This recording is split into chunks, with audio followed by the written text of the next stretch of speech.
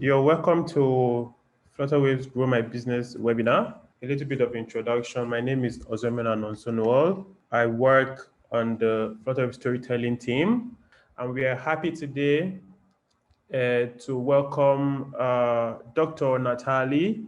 Dr. Nataliey is Chief of Staff, the Simba Group, a group of an Eastern African group of companies, and we are very honored to have her here. A bit of ground rules. The presentation from our key speaker is going to take about 25 to 30 minutes, and there will be another presentation from Neil. Neil is our country head, Flutterwave Uganda. So Neil will be taking us through how Flutterwave can help you innovate around your business and sell online. And afterwards, you are allowed to ask questions using the question and answer chat box. And then just ask your questions, whether it's around the topic that was discussed by Dr. Nataliey or by Neil, feel free. I'm very excited now to welcome Dr. Nataliey on stage for her to share with us from her wealth of knowledge. Thank you. Morning and afternoon to everyone. Thank you so much for having me. It's an honor to be here and speak about something I'm so passionate about, and to, of course, work with Flutterwave, which is a company I use personally in some of our businesses. So I can endorse it from an authentic place. So the topic today is about leveraging your business growth through innovation, right? And I think it's a really great topic because innovation is something that is popular right now, and people are learning more about it, and companies are more open to how they can become more innovative. I think it's a particularly timely topic because as companies based in Africa, our growing market is the young people, the youth. It's such a big market already, and they're growing at such a huge rate. And these are going to be our customers today and tomorrow and for the foreseeable future. So it's important to understand what's important to them, what drives them, and how we can convert them to become our customers. Young people today are exposed to the internet. They're exposed to a global world because you can see and experience things from all over the world. So it's really important to stay cutting edge. I think 20 years ago, it was easy to have one product or one service that you had for 5, 10 years. Even in a hotel, you could have the same menu for 10 years and people would be happy with that. They like the familiarity and the consistency. But what we're seeing in today's markets is people like variety. They like to see things changing and evolving and growing. A company can't use the same product and the same advert for 10 years and think that the young people will be good customers and repeat customers. They want to see you grow and move in an authentic way. Because of the way we live today, with apps like Instagram and Snapchat and TikTok, you kind of get a snapshot into people's lives. You get to see what people eat, where they go, what they're doing. So everything has become a lot more personal, and young people want to see this journey and see this progression. Transparency is another big thing that has come from that, and that's something we can translate into a corporate world. So when you think about your businesses, transparency was not an important business practice 10, 15 years ago, but now it's such an important part of every business, about how your team and your culture is, about your advertising, about your goals and your mission and your values, your supply chain, how you're getting to your customers. Transparency has become more important. So these modern values mean that as companies, we have to adapt and keep growing with our markets, with our consumers, because this is how we're going to stay alive. So when you think about young people and you think about innovation, you have to see, what does that mean for me and for my company? Sometimes people think innovation is only for fintech companies like Flutterwave, but you can always innovate in every field, in every sector. Innovation simply means doing something in a new way. You don't even have to reinvent the wheel. You don't have to have a whole new business product. It's about changing how you're doing things, doing it in a more modern way, in a more efficient way, in a more familiar way for your customers to relate to connect to, and to want to come back. So I figured let's talk about innovation on its own first. Let's see how companies can become more innovative. Because if you're learning how to be more innovative and you create that environment, it will drive your business growth, because you will connect with those customers who you're trying to find right now, but who you're not adapting at the rate that they need you to. So when I think about innovation, the first thing is to make sure that you're creating an engaging environment, because you can't innovate on your own. You need to think about your team, your stakeholders, your staff. Do you get customer feedback? Do you have brainstorming meetings? How often are you actually reflecting on what you're doing and improving it, as opposed to business as usual? These are the targets. Have you hit the targets? Are we moving forward? Instead of always looking forward, you have to learn to pause systematically, at least once a quarter. I encourage. Pause, reflect. What worked this quarter? What did not work?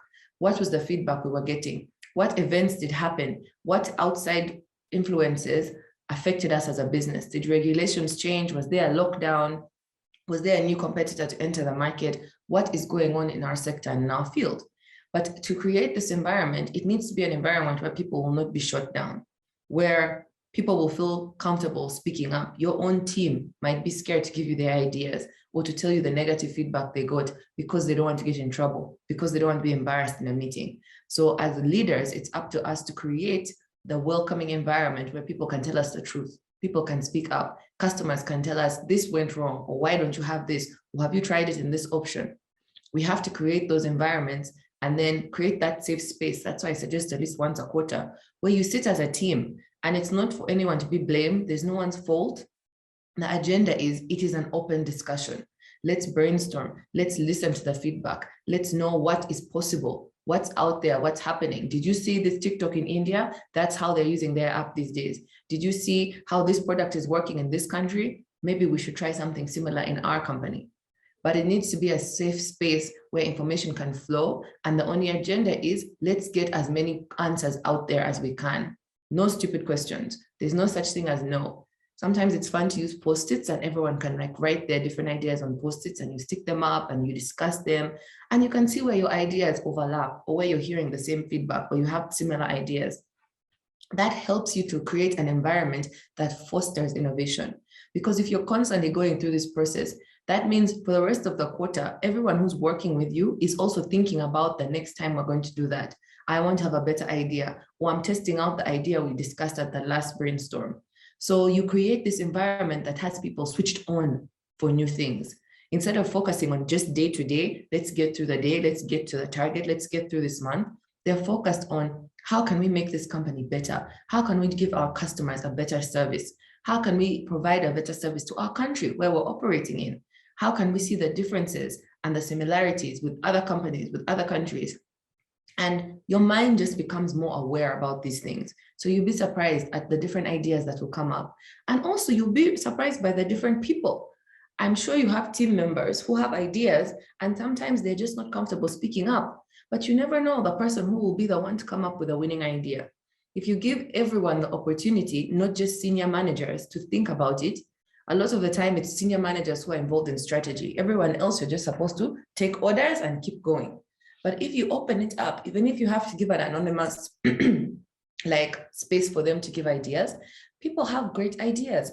And as senior managers, you don't always engage with customers the way that your juniors would. So it's important to give them the floor as well, to give them a pipeline and a space where they can now send their ideas up and they can see them being implemented and feel a part of the company. It changes your company culture. So when you have an innovative practice and an open, welcoming environment, you always get the feedback. I was very lucky. By the time I started working in Simba Group, my father had already created that kind of culture within the company. He speaks to everyone. No one is afraid to approach him. He gives out his personal phone number to all the staff across different companies and sectors and cities. And he always responds. He'll tell you, send me a WhatsApp. You have a problem. You saw something at the office. You have an idea. You have a new supplier.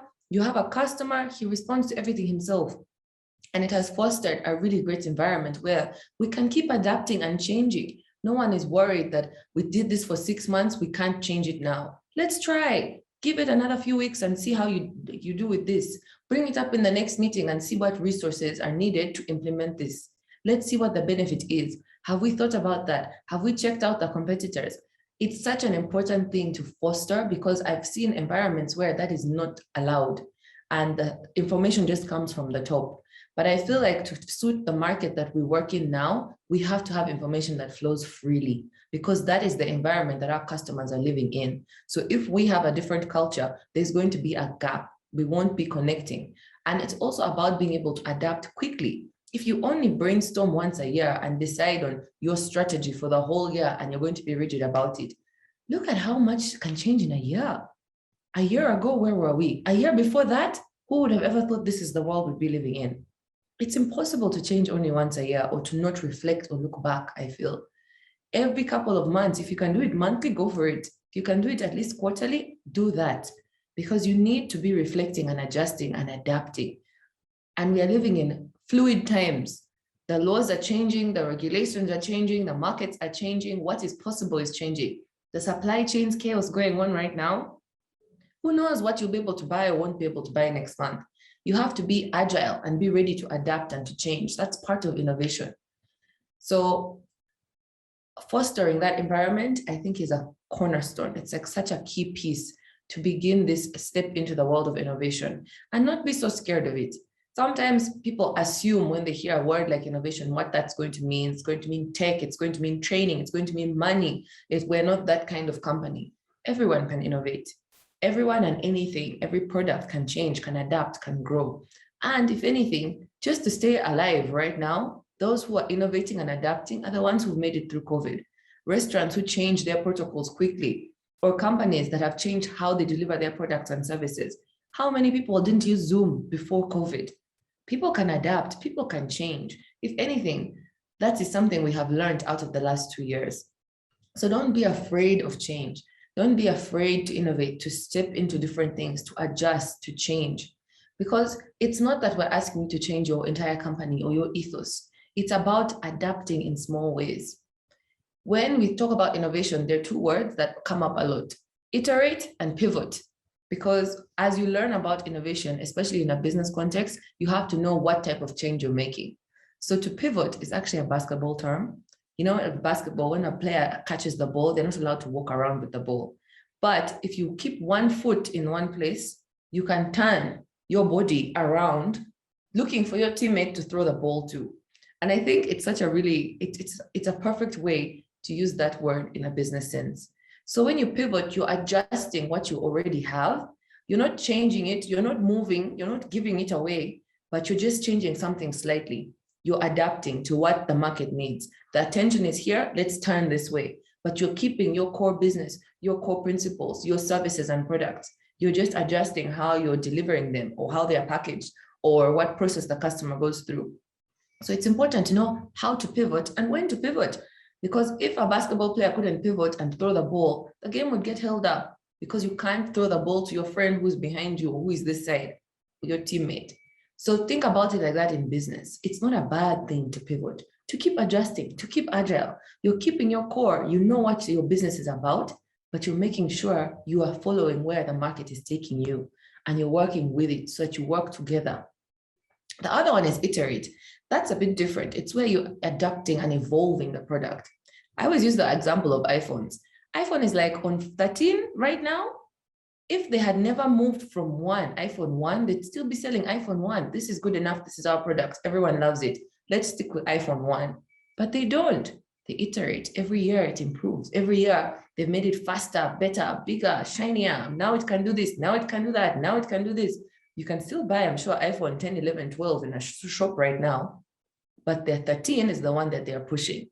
But you have to be able to evolve what you're doing and keep moving forward because your competitors are moving, they're chasing you, the customers have different options, different needs, they're adjusting. Your own product, you learn and grow with it. So it's important to be able to adjust and adapt what you're doing and know how you're trying to adapt it. Are you trying to pivot? Are you trying to iterate? Is it a whole new level of service? Is it a whole new round of software and now we're using this one instead of that one? You have to know which direction you're moving into because you're following your audience and you need to have the targets in mind before you do it. Because when you're looking at the feedback and you're going through your brainstorming session, you're trying to see what we're trying to achieve. There's no point in changing things without an agenda. Our customers are complaining about this product. So how are we going to adapt it? Are we going to make it faster? Are we going to make it cheaper? Are we going to open into new markets? What's the goal? And then that can direct how you innovate and how you adapt, how you change to fit what they're doing. So the environment you create within your own organization is where it starts. As they say, charity begins at home. The next part I would say that's important is also cross-disciplinary thinking. Typically, historically, we were always encouraged to pick one path and go with it, like in our grandparents' days. You're going to be a lawyer and that's the rest of your life. You're going to be an architect, this is it. Learn one specific niche and go as deep in as you can, and that's going to be your career for 30 years. I think we all know that's not the case anymore. People change jobs so much more. I think the average job in America is now 18 months before someone moves on. The gig economy is growing so fast. In Africa, we have the informal economy that is the majority of our economies. People are constantly changing and evolving and adapting. But what's interesting is if you are proactive in cross-disciplinary adapting or growing in different areas, you are way more likely to have innovative ideas. And I tell you how we know this. We have Elon Musk, guys. Elon Musk is the only man in history to have $3 billion companies in 3 completely different sectors. Before him, that didn't exist. And I'm sure in future, we will have a lot more people like that. But he is not a specialist in any one field, like his peers, like Bill Gates or Bezos or someone else who focused on one thing and grew their business. By growing different areas and spending so much time researching and learning across different fields, you start to see different connections that other people would never see. If someone is a scientist and they only focus on their one small niche of science, they will never see how that can affect other areas or how that can have applications in other areas. They have to go through the whole long process and make sure they've gotten their patent or whatever has gone out in the world, and then wait and see how other people apply it. But these days, we have so much access to information. It's not that you have to go to school for 20 years for something. It's not that you can't change careers. You can be super passionate about your work as a data scientist, but every day you're on YouTube and you're learning how to be a music producer. You can do that in this day and age because we have the access to the information, to the technology, to the knowledge, to the mentors. You don't have to fit in one box. And once you are operating or looking into different boxes, you get to see things other people don't see. It's kind of like floating above a network. Because you have that vision, you get to make connections that other people would never connect. I always thought I was kind of a weird person because I had different interests that were completely opposite, right? When I was in undergrad, I was the only person in my school who had business management and education studies as a double major. Most of the business management people had accounting or marketing or finance as their second major. And all the education people had history or geography as their second major. But I wanted 2 completely different things. Honestly, it was because I couldn't agree with my parents at the time. They wanted the business, I wanted education. This was our truce. We will go half-half with compromise. But for me, it opened up my mind to so many different things because what you learn in one area can apply in the other. And those are completely different schools, different professors, different backgrounds. So they've never really discussed or had overlap. Today, in today's world, I see so much opportunity in business and education about teaching about business, about how schools are run. There's so many different areas that overlap. And now I see the online growth of business and school and the way people learn, because now we've come into a world where people realize learning is constant. Even events like this, 15 years ago, this was not normal. Yes, you can go for conferences, but that's for big industry experts and they talk and you listen. This interactive learning where we are constantly picking up on things, learning from different mentors from different fields, it was just not the norm. So I see how these different sectors are changing so fast. And because of working as chief of staff, my job is essentially to work across different companies. I don't get to work in one industry and say, oh, I work in energy, oh, I work in education, I work in hospitality. I work across the companies. And over the last 5 years, I have been able to see we can have economies of scale if we do this and this together. For these 2 companies, you're both buying so much of this, why don't you do it together? This person is excellent at what they do only in this company, but it's the same field. Like a finance person can jump into another company, whether you're working in the hotels or you're working in Musana, or some of them are working in telecom. Now, because of my job, I can see where they can move. But if you work in your own bubble, you don't know what everyone else is doing. So you don't know if your skills apply in some other field. You don't know what your colleagues are also doing. You don't know what your peers are doing in a separate company. And that's just within Simba Group. So it made me think, what about the rest of the world? And that's when I started reading about Elon Musk. It's called being an expert generalist these days, about having range in the different things that you do. Because historically, people used to think one specialty makes sense. When you read stories like Tiger Woods and about how his father trained him from the time he was 3 years old, he was on the golf course all day and he was focused. And he became one of the greatest athletes of all time because he had focused on one specific thing his entire life. By the time he was 18, he was running circles around everyone else because he had just put in way more time. But then you look at athletes like Roger Federer, and Federer only started playing tennis professionally when he was in his late teens, which for a professional is very, very late. He was competing with kids like Tiger Woods who had played tennis since they were 5, but he loved all sports. So he had done so many different things and still somehow became a #1 athlete in his field, in the world. So these days, there's more research about these things to show that you don't have to specialize so deeply in one area. If you specialize across different areas, you are way more likely to have success in a new way.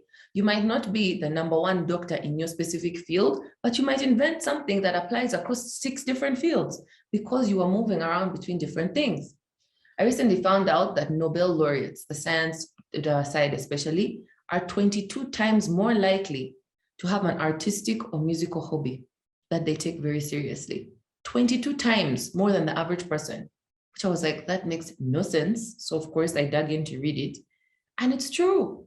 All these scientists who you see winning Nobel Prizes in like physics and chemistry and these hard areas, they all have like bands at home, or they're musicians, or they're artists, and they spend so much time in that field. But because their brain is working in these 2 different areas, they see the science completely different from their peers who only focus on science. And I feel like these are stories that need to be celebrated and need to be talked about more, because especially in Africa, our culture is not adapting as fast as the rest of the world. Kids today, their parents are still telling them, you should be a doctor, a lawyer, or an engineer. That's just not the world we live in today. They can't focus so deeply on one thing. Sure, go get your 1 degree if that's what you want, but make sure you're learning. Make sure you're listening to podcasts and attending webinars and going for events and speaking to different people. You can't only live in your village and know your people and your tribe and your subject and think that you're going to thrive in today's world. Everything is much more fluid. It's much more open. So you need to have the ability to float or to swim in different pools. You have to be able to be thrown in a different area and you somehow manage. If you work in a company and you only sit with your engineers or fellow IT people, go have lunch with the communications guys.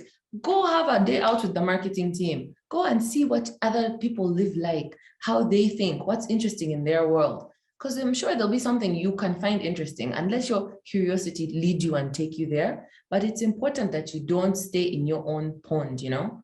These days, especially, you can't live in your own bubble. You can't thrive that way. And when it comes to innovation, you definitely can't. You need to be putting yourself in different situations so that your mind gets used to thinking about things in a new way. Our brains are designed to conserve energy. Our bodies are trying to keep us alive to survive, right?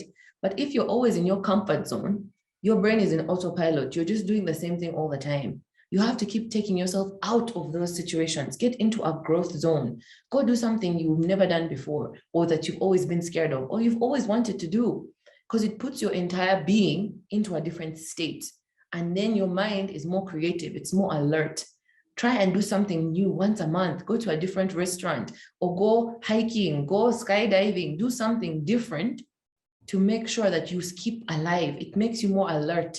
And even in a business sense, do different things. Instead of doing your normal team building where you go for this kind of a retreat, do something that challenges people, that mixes up the teams, that puts people in an uncomfortable situation. Because growth and comfort don't live together. You can't be growing and learning and be comfortable at the same time. So you have to get into that discomfort where you're alert and you're learning and you're growing. And if your mind gets used to being in that state, it's easier to switch back and forth. So you will start to see more connections. You'll start to think of more ideas. You'll start to collaborate in different areas. And that's how innovation happens. Which brings me to the last point, which is collaboration. We have moved away from this competitive world that we used to be in as well. I think some people more reluctantly than others, but through collaboration, so much more is possible. Through different types of partnerships, different types of teams working together, so much more is possible. Like I said, with the cross-disciplinary thinking, it's because you have opportunities that you wouldn't have seen if it was just you. If you have this idea in your company, this culture of brainstorming as a team, I didn't say sit and brainstorm alone. That's not particularly helpful. Have your ideas ready, but when you come together as a team and you collaborate, that's when the magic happens. That's when you build on each other's ideas. You give each other more energy. You bounce off each other. The energy and the vibration is different. That's the energy you're trying to go for, even with partnerships, even with your customers, with your stakeholders. It's not so black and white anymore, where this is your responsibility, that's their responsibility. It's about how you can all win together. We can't always be fighting our regulators and like trying to trick our customers into buying this and doing that. The times have changed. We live in a much more collaborative society now. People help each other. They speak out to each other. You can see how fast something can happen on Twitter and everyone gets on board and now they found that person. If it's a bad thing, sometimes people get fired within 24 hours. They found out everything about you. That would not be possible without collaboration. And even when it's good things, how fast news spreads, we can see because people work together. If you work on your own, you can only go so far. You can only be so quick and you will not have the connections and the network that you need. But because we are also interconnected these days, so much is possible just through collaboration. Everyone knows the expression to go viral. That is not something that was existing 10 years ago. But right now, everyone knows what's viral this week because it will circulate on Twitter and Facebook and Instagram and WhatsApp and TikTok. And everyone in the world, everyone who has a phone and internet, at least a couple billion people, will have seen this 1 minute or 30 seconds, something funny or interesting or scary that happened. But this is the network we have these days. We are all plugged into that. And it's a power that we all have because you can tap into that if you're proactive about collaboration, if you're open with your partners, if you're transparent and authentic and positive. Don't hide or lie or cheat or change the numbers because you don't want the partner to make commission. Look for win-win situations. Because even with your own competitors, there's ways you can collaborate and succeed together. Together, you have more negotiation power with your regulators.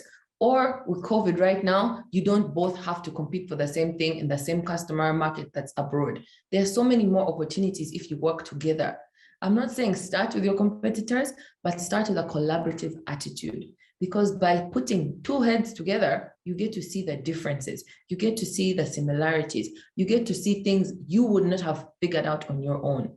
Whether it's within your own team and your own company, within your sector, within your country, there's always people who are going through what you're going through. There's people you can learn from. There's people you can teach. And through that collaboration, new ideas form, new opportunities come about. Sometimes when you're applying for grants, they want you to work together and apply together so that one company is not benefiting more than the community, or that you bring your specialities, both of you, and when you work together, you are more powerful in that. There are so many opportunities if you have a collaborative attitude. I think a lot about innovation begins with attitude. There's changing your attitude and then putting these things into practice. That's when you start to see the results. Because innovation, it's not like finance or marketing where you can just set a target. We shall innovate 20% this month, or we shall innovate a new product this month. It's not that black and white. So you have to set up the right inputs and then trust the output will be a good result because you put in the right things. Whatever you put in, that's the quality of what you're going to get out. So if you create the engaging and open environment, you work across different disciplines and you have a collaborative attitude, if you get those inputs, I'm really sure that your output will be a lot of innovation. So I think putting those things together will help all companies, and that drives your growth because you are more connected to your customer, you are more agile, you are more fluid, you are more able to suit what your market needs while staying true to your core business and your core competencies as an organization. But it's important to keep evolving. Don't get complacent. Make sure that you stay alert and you stay alive and your company stays alive and you stay connected to what's going on with your stakeholders, because that's what's going to drive you and pull you rather than you pushing and fighting, we need more customers, we need more customers. Listen and let that energy take you and lean into that for your organization, for your staff, for your stakeholders. And that's how you keep evolving and you keep growing, and it's more organic. I hope that is helpful. I'll pass to Neil Sims. Wow, thanks, Nataliey. I mean, I can now see your education background coming out, right? You are a master at what you do. So many insights, right? And it sounds like, just hearing you speak, sounds like you have some insight into what you do at Flutterwave, because you basically are speaking about how we do things in terms of, internally to drive innovation. It's been quite insightful for me as well. Some things we even did them, subconsciously without any direct effort. But, I remember what at our get together, one of the team buildings last month, and one of our biggest ideas that's coming out next year came from a karaoke session. So we didn't know how that guys could sing, and just in that session, so many creative things came out. But I think I like the idea as well of collaboration between competitors. So it's unbelievable how today, the guys who will be competing with today, we're working with them.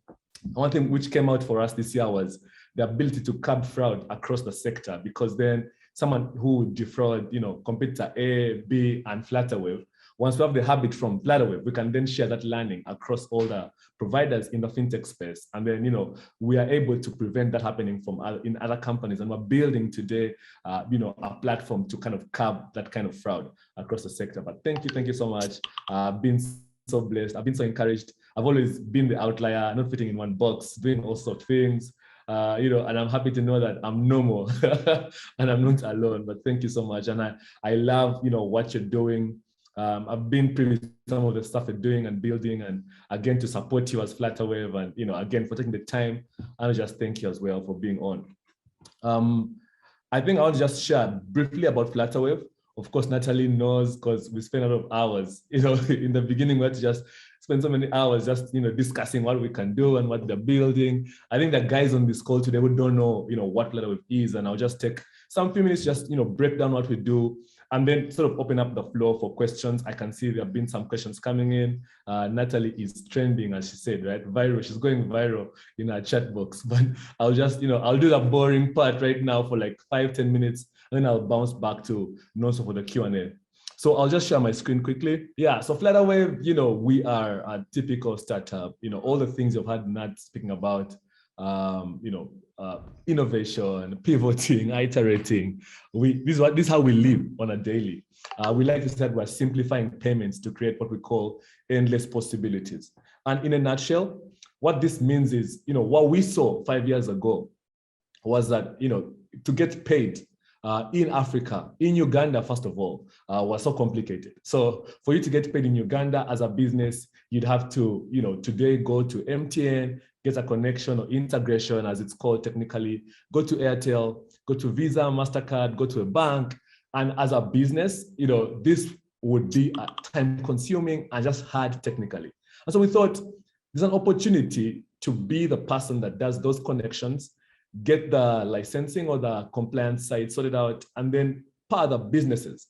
When you look at it from an Africa perspective, it's even more complicated. Like Africa, for me to sell today, to Nonso, for example, who's in Lagos, it would be impossible without someone like Flutterwave. So, I had to send him the product, and then he has to pay me in Naira. Someone get the Naira here, convert them to Uganda shillings. It was crazy, it was a mess.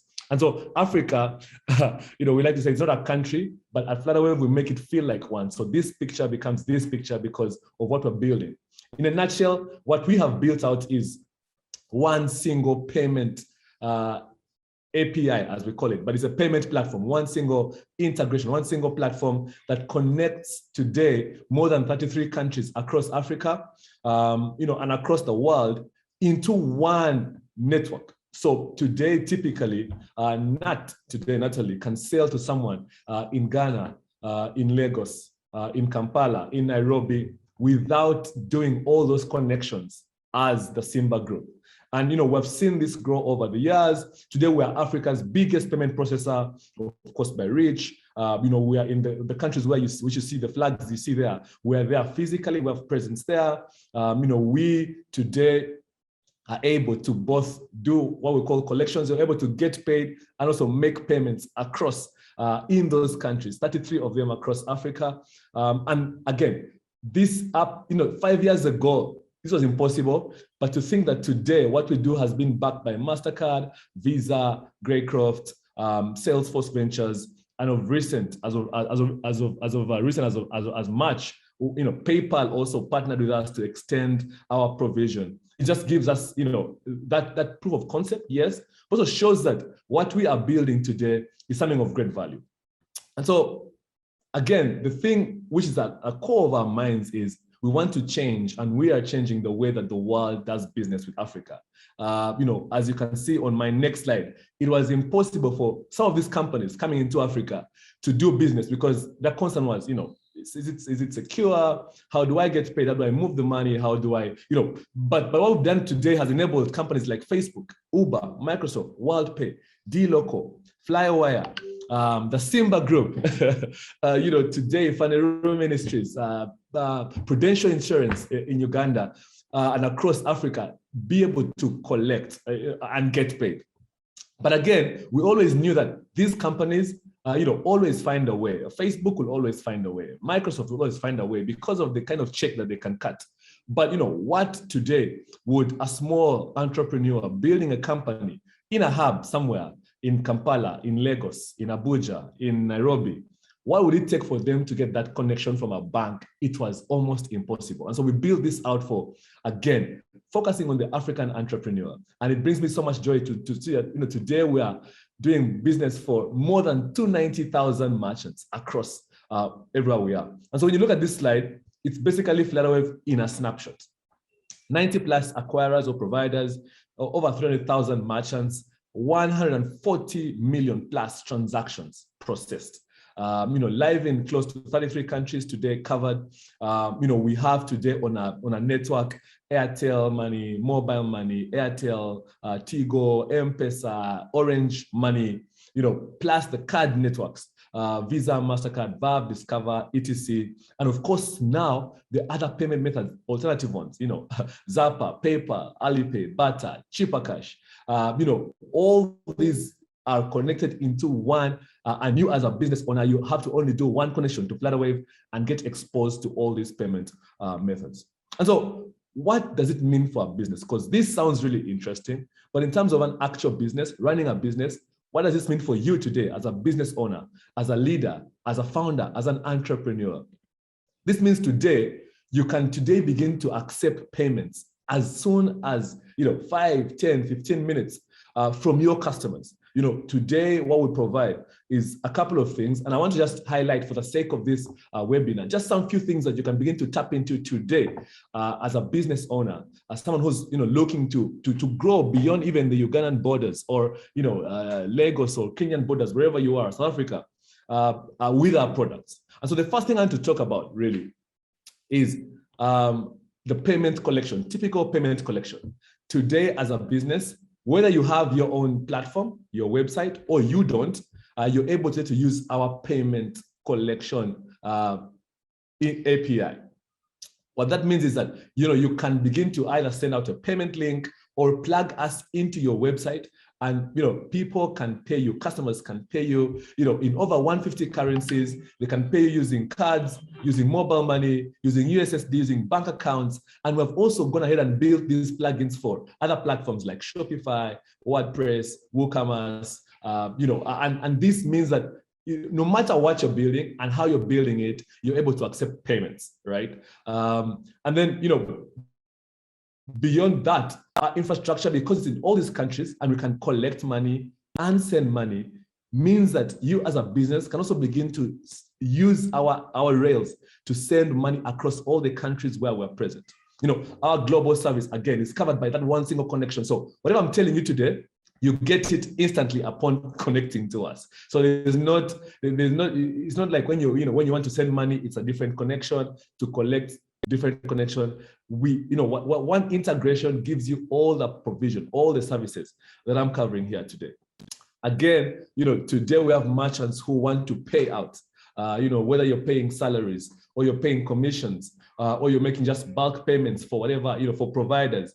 you're able to also make payments from our platform. So what that means, illustrated is today we have a merchant, who is paying out drivers, for example. What they do is, as drivers are doing their trips, they are collecting money from customers. And then at the end of the day, they're disbursing out different commissions to drivers. And this is done in one single step almost. So you upload the list of all the drivers going to get paid or customers going to get paid, the amounts and the methods they're going to get paid, bank account, mobile money, and in a single click, disbursements are going out instantly to 50, 10, 100, 1,000 different users or customers. And again, this is also one of the things that we provide today to you as a business.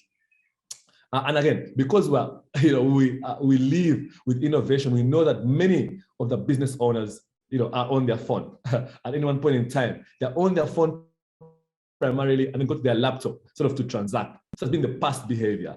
What we've done is we've built out an app, a control center that on your phone today you can command, and transact, make the payments, collect payments, see who's paying you, manage your account, and get started, instantly using a mobile app that we run on our phone. And it's quite, we've seen in the lockdown a lot of adoption onto our mobile phone platform. But again, the idea here is to make it as easy as possible, to make it as quick, give you what you're familiar with to use to get your business up and running. And now I love this slide because this for me, highlights whatever Nataliey has, spent the past 35 minutes explaining. So at the dead smack middle of the lockdown, what happened was that we realized that many of our merchants could not transact anymore because they were running their business as a physical brick and mortar store, and then having some online presence. And so what happened was that because of the pandemic, because shops were closed, stores were closed, malls were closed, customers could not then move to physically go and buy. Now, it was taking some time for our customers to move from the physical brick and mortar to adopt an online store somewhere. And so we thought, look, we have the expertise, we know exactly how it's done, we have the time because it's lockdown. Why don't we build out a template? Why don't we build out a store? Why don't we build out a platform where our customers today can come instantly, upload their products, and begin to sell those products? Because the bottleneck was that they didn't have the budget because the lockdown, costs are high, money coming in, money inflow is low. No one can invest in a platform at that time. So we built out a platform that you can liken to Shopify. So typically as a business today, you can join Flutterwave, sign up on Flutterwave, go open up a Flutterwave store, list your products in the store. And what we're doing today is partnering with logistics companies. Like SafeBorder, like Pink Tie, who are connecting to that platform so that today as a store, as a business, once you have your store, you put your product, your customer, you then send them the link to your store.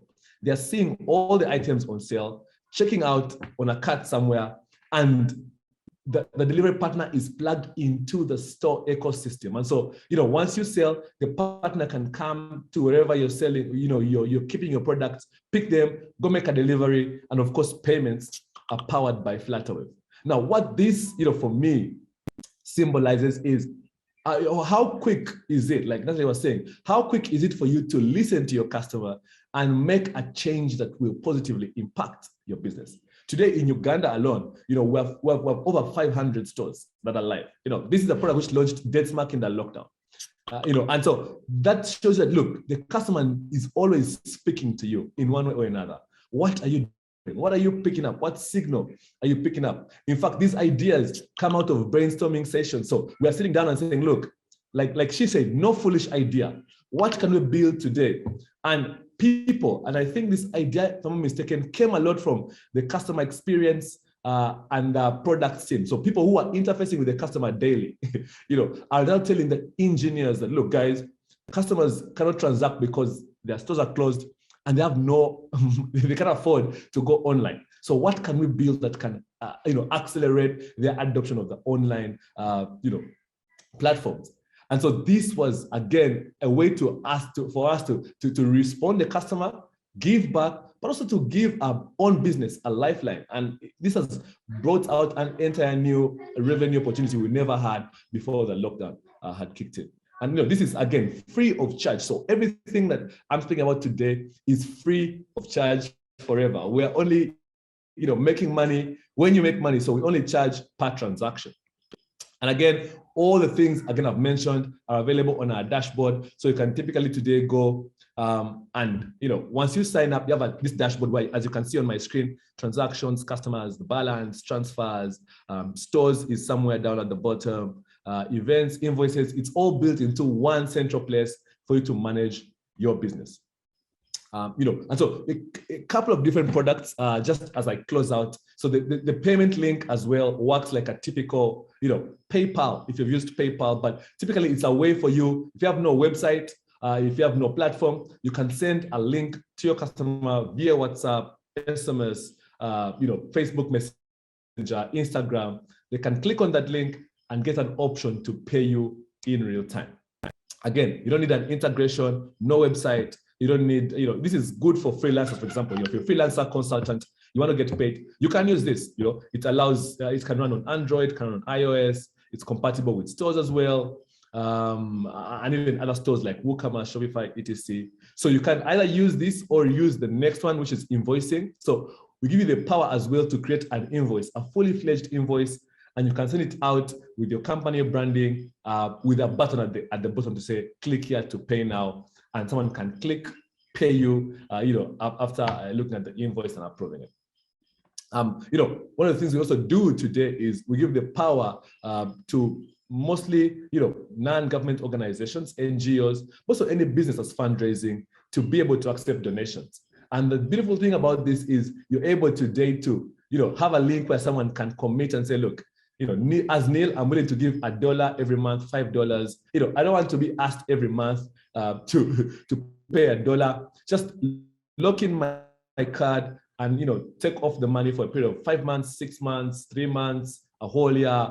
And this is automated. It's automated giving. It's recurring payments. And this again has been one of the biggest selling points for us. Towards the NGOs, churches, and these kind of institutions. And again, this is one of my favorite products personally, because I love to indulge myself online, especially in the first weeks of the month. Today we partner with Visa to provide what we call a virtual card. So we have both virtual and physical. What this gives you the power to do is today to upload money into your wallet, and you're able to create a virtual Visa card, which you can use to buy, purchase, or make payments on global websites like Facebook, Netflix, ASOS, Amazon. But the power is this, because you will say, look, Neil, what's the difference between me having that card and my own card in my wallet? One is, of course, the risk.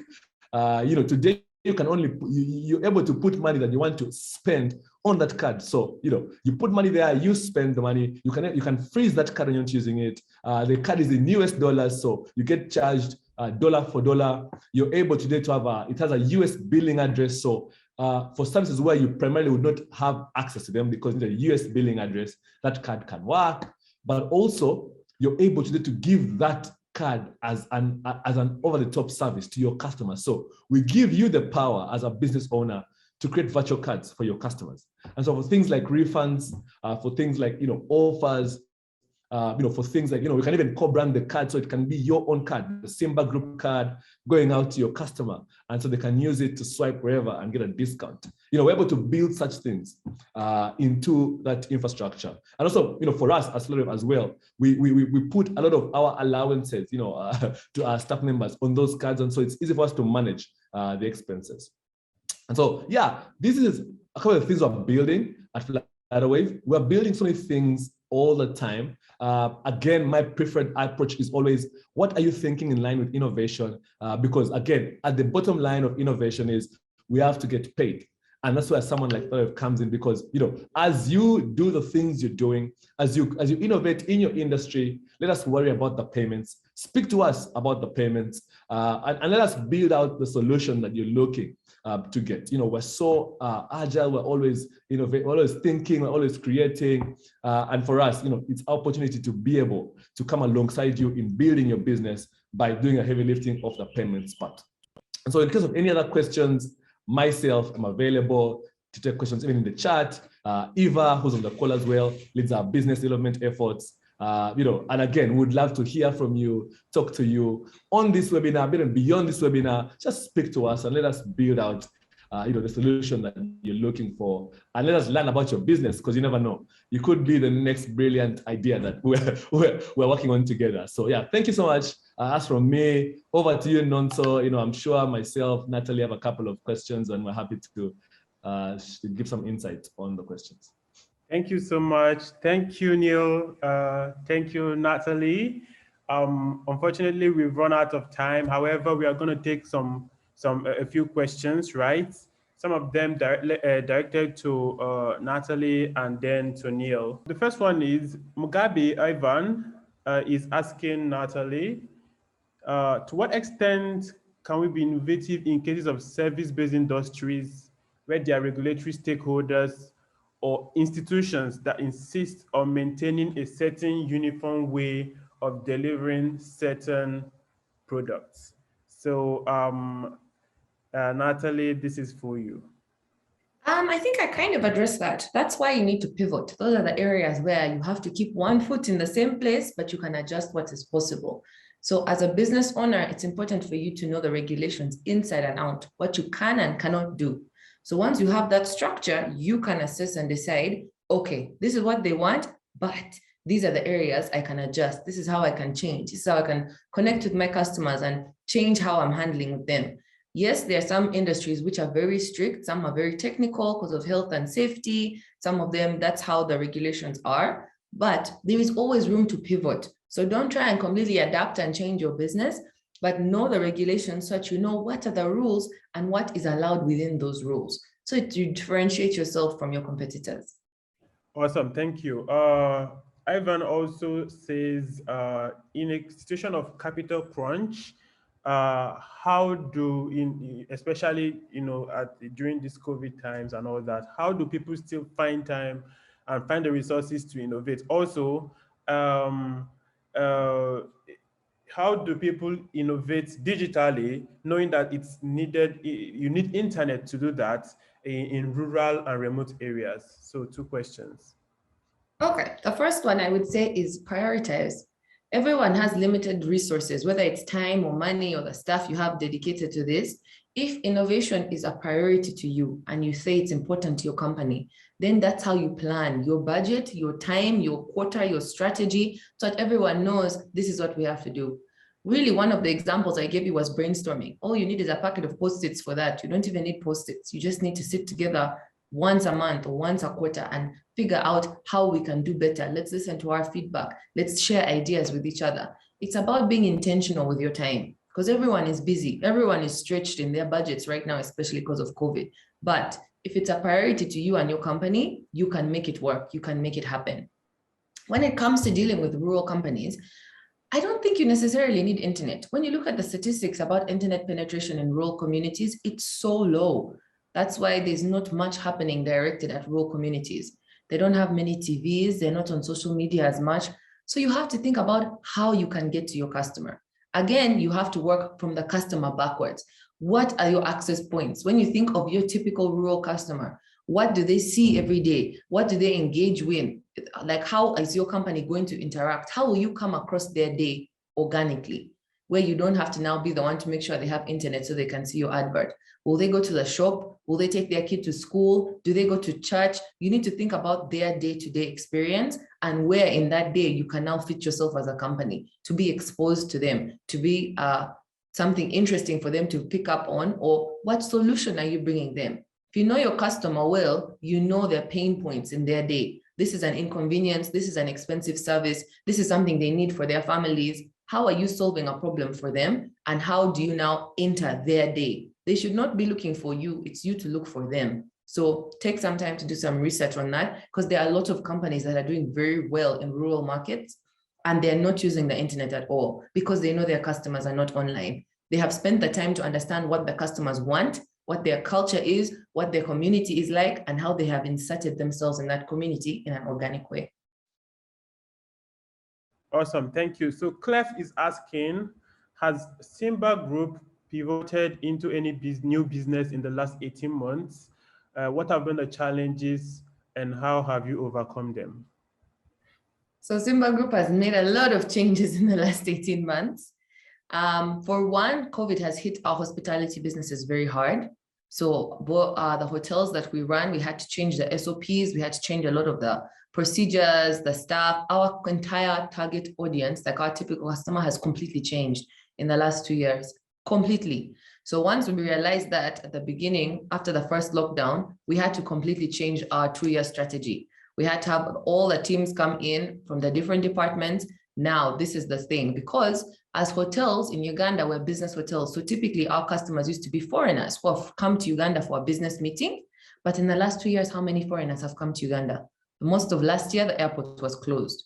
So when we reopened, we realized now our customers are majority are local Ugandans. So we changed our pricing to shillings. We've changed all the F&B packages we have so that we can continue life as normal for our new customers. Different packages for birthdays and conferences and baby showers and bridal showers and things like that, which were not typically the hotel's core business before, have become our core business. So we had to retrain our staff. We had to have more capacity for those kinds of events rather than guests coming to sleep in from abroad. So you adjust and you change. We started another company called Simba Medicare because we had access to big suppliers from different places in the world. And there was a shortage of medical equipment last year. Thermometers, PPE, fogging machines, stuff like that, just because we have a network. We had never been in that sector, but we saw an opportunity. So we were able to quickly set up a company because so many of our staff were furloughed from different companies. They were sitting at home. Hotel staff couldn't work. Telecom staff was down. They had minimal teams. So we had the capacity to set up a new company and get moving. And Medicare is now still up and running. We do mostly wholesale for different companies like schools or businesses that need to buy like 100 thermometers at a time. We've been selling them up country as well, doing the fogging services, especially with all the lockdown. Now it's not lockdown, not lockdown, as the surges happen, to try and keep people safe and to do things in an organized way. Because again, as a group, we have a culture and we have good systems in place. It's not the same as a startup trying to understand all the health and safety regulations, get the approvals from the different ministries. Because we are an established organization, we can get through those kinds of processes faster.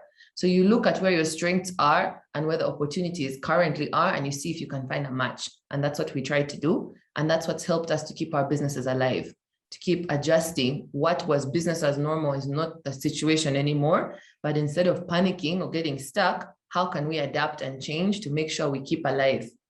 Thank you so much. This is for Neil.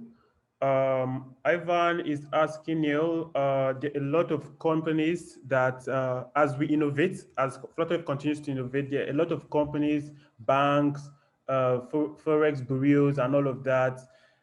Ivan is worried that are we not going to put them out of business at some certain point? Right, Ivan, you sound like the guys I used to meet in the early days, right? Worried about, yeah, I think for us, we look at ourselves as a support business. Our business just provides support. Case in point is we will never get a banking license, nor a Forex license in this economy.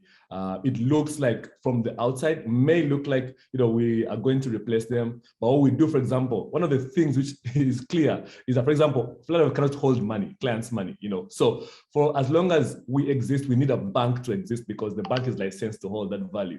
Again, you can imagine in the early days, it was always like this kind of questions, like, what are you guys are looked at as competitors, in fact, potential companies to replace. But what we do, we come alongside those industries. So the banking industry, for example, industry, they always want to innovate, but because of the kind of regulation that they are dealing with and the red tape and the time it takes to innovate and create stuff in-house, they have now begun to realize they need to work with us outside because we can iterate, we can make mistakes, we can de-risk the bank and yet drive that innovation. So all the stuff coming out of the banks in terms of innovation is powered by companies like that in the background. Same to Forex.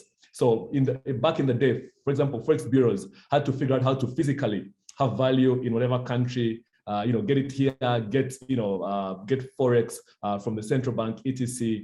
And now because of the pandemic, they're faster in terms of how do they move online? And when they move online with their license, with our innovation, we're able to allow them now today to do stuff like real-time moving of value. If you look at some of our customers today who do remittances, like Cheaper Cash or like TransferWise or like Wave, these are guys who in the background need our expertise. And so we don't ever look at replacing industries. We look at making them more efficient, making them better, and sharing our learnings with them as we help them solve these problems. Thank you so much. Unfortunately, we can't continue to take all the questions we have, but feel free to reach out to hi@flutterwavego.com for product specific questions, and you're definitely going to get a reply. We are very, very happy that you joined, and everybody that joined, that registered for this event is going to receive a video recording of this event. So don't worry, you are going to receive everything that we spoke about. Thank you. We'll be coming to the end of this webinar, and I really, really enjoyed it. And I hope you did too.